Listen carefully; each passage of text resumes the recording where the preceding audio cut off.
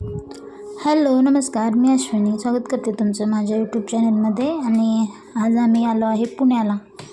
तर इथं रविवार पेठेमध्ये आलो आहे. तर इथं सगळ्या होलसेल वस्तू मिळतात म्हणून बघायला आलेलो आहे. तर इथं मी आले आहे ह्या प्लास्टिकच्या दुकानामध्ये. तर इथं बऱ्याच छान छान वस्तू दिसत होत्या आणि स्वस्त पण होत्या, म्हणून मी यात काही वस्तू यातल्या घेतल्या.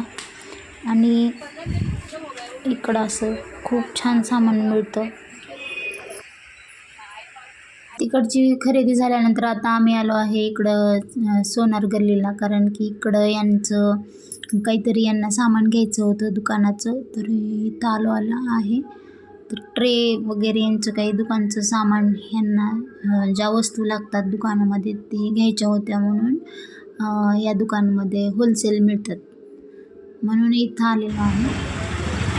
आणि त्यानंतर बुधवार पेठेत पण गेलो होतो. तर तिथं इतक्या छान अशा लाईटी सुंदर सुंदर होत्या ना, की ते बघतच राहावं असं वाटत होतं. इतके सुंदर लाईट घरामध्ये ज्या आता नवीन पद्धतीचे निघालेले आहेत ना, तर ते दिसत होते.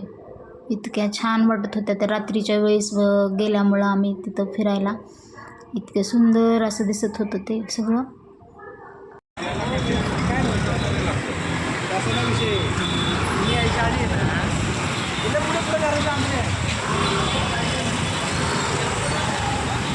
बुधवार पेठेत फिरून झाल्यानंतर आम्ही तसंच चालत थोडंसं पुढं गेल्यानंतर इथं गणपती बाप्पाचं दर्शन घ्यायचं होतं म्हणून गेलो दगडूशेठ हलवाई.